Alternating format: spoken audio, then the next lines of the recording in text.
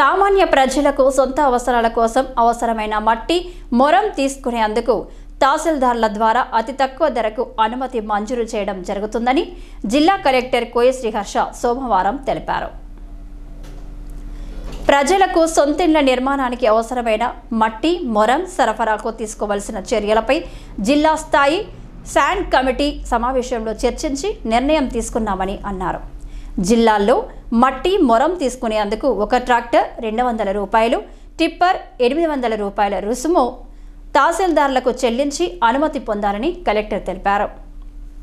మట్టి మొరం అవసరమైన వారు మండల తహసీల్దార్ కార్యాలయంలో మట్టి అవసరం, టిప్పర్ల వివరాలు, వాహన వివరాలు, డ్రైవర్ లైసెన్స్ కాపీని జతచేస్తూ దరఖాస్తు చేసుకొని ట్రాక్టర్ 200 రూపాయలు, టిప్పర్ 800 రూపాయల చొప్పున రుసుము చెల్లించిన 24 గంటల్లో అనుమతులు జారీ అవుతాయని అన్నారు.